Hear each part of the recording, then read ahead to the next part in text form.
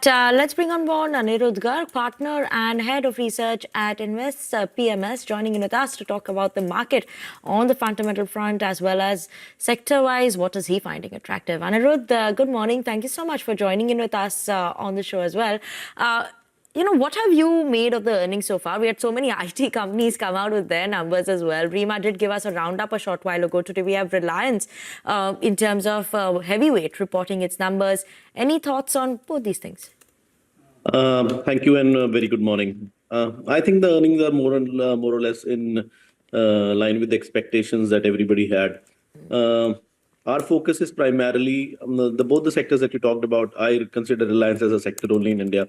So IT and private oil and gas, I think both these sectors are not the flavor as expected. We see traction in other sectors actually right now. Okay, traction in other sectors that you find as well. Which are these other sectors that you're liking? And, given that global scenario that we're seeing as well, right? The possibility of tariffs, we don't know where that is headed.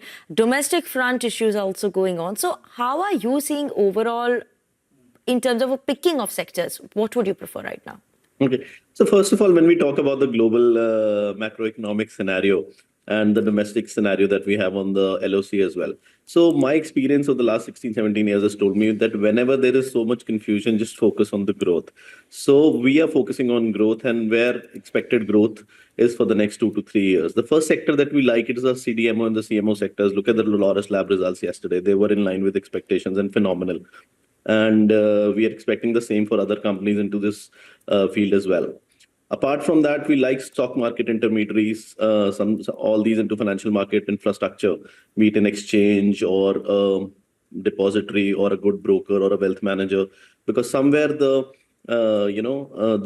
re-rating of this sector is being done. It has been done a lot, but I think there is still more steam to go as the market is, and the Indian market and the retail is developing over time. We've seen a significant shift from the FD culture to, the equity culture. Apart from that, the more these confusions of the global macroeconomic front arise, the more opportunities also arise. So if there is tariff war going on, we have to look for those companies which can benefit. So we are focusing on leaders of various sectors which have possible benefits out there. So something like a textile is one of those factors. And somewhere this market, all this confusion has led to a good, healthy correction in the market. And leaders of various sectors, be it consumption, be it defense, be it retail, all these companies are available at a massive discount right now. So I think we are in a comfortable zone. And if we have a 2-year vision from here, I think a good, healthy double-digit plus return will be, a CAGR will be seen.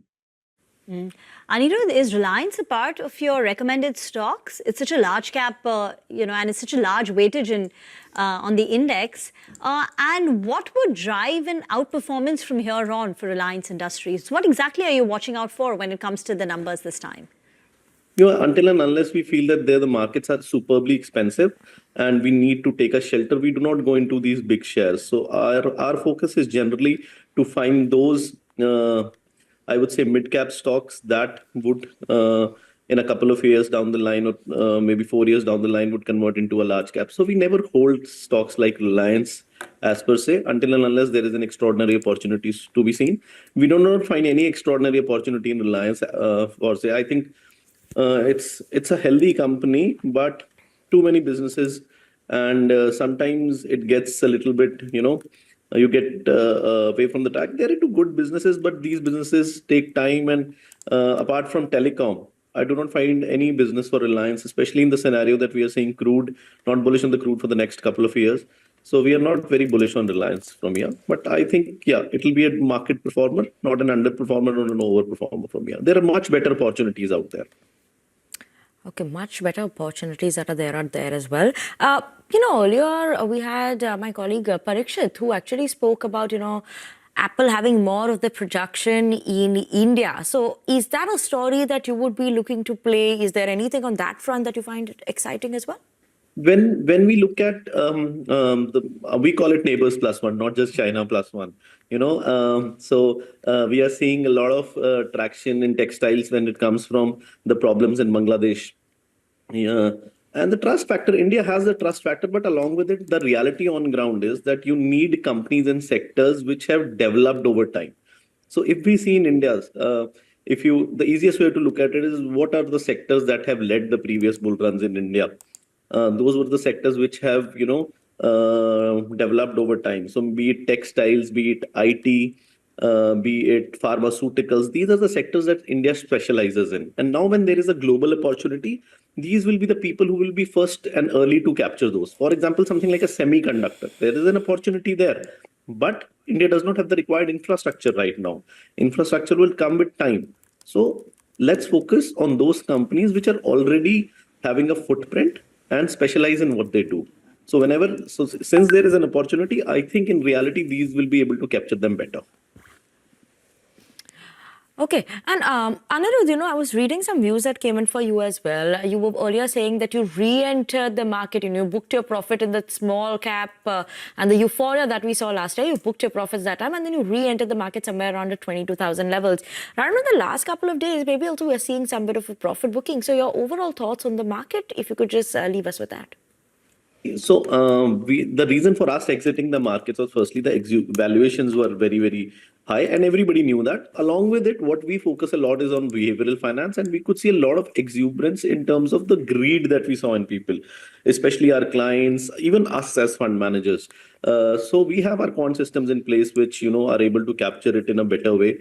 So we took an exit call in December and we entered at the 22K levels because both the sides flipped. The valuations were comfortable. We were getting the portfolios 30-35% cheaper. The small cap, mid cap index were 20-25%. The Nifty was around 20%. So this is what we look into. And the greed that was there has turned into extreme fear now. Trump tariffs. The situation at the LOC, there is a very simple rule, and it has helped us over the years, that markets in a bull run, they feed on bad news. And as I was talking to one of your colleagues as well, that to make solid bottoms, you need a good bad news, if I may say so. So a strong bad news, if that's the right word. So I think we are in a period of consolidation, and each dip that comes now, because the valuations are okay, there is no greed in the market right now. So somewhere we should be entering at lower levels. Every opportunity, every dip for us is a buy right now. Every opportunity every dip is an opportunity that comes into buy. Anirudh, one more thing I just want to talk about, a sector that you've spoken about and you're highlighting is financials, right? So I want to understand in financials, what are you finding exciting now? We have HDFC, ICICI Bank, which reported a good number. Axis Bank on the other side, not that great, right? AU Small Finance Bank in its con call mentioned about how those MFI issues are easing now. So what are you liking in this space specifically on the financial side? Okay, when it comes to the finances, we are liking the leaders right now. So we like the public sector banks, especially the bigger ones. I think even with the Axis Bank not having numbers as required, I am still not bearish at the bank. I believe that's a very good management and things will get better from here. When it comes to the big heavyweights like HDFC or Kotak or an ICICI, wonderful numbers, wonderful technologies being in place. I think we have the best managed banks in the world. And apart from that, quality NBFCs also. Something like a Bajaj Finance. Disclaimer that we may have positions here and we may increase or trim them anytime, but not a recommendation to buy and sell. But yes, all these quality NBFCs are also looking good from here. So for us, finance is a major part of our portfolio, and we are bullish on finance for the next couple of years. Thank you very much, Anirudh, for joining in. Need to get into a break on that note. On the other side, we get you the latest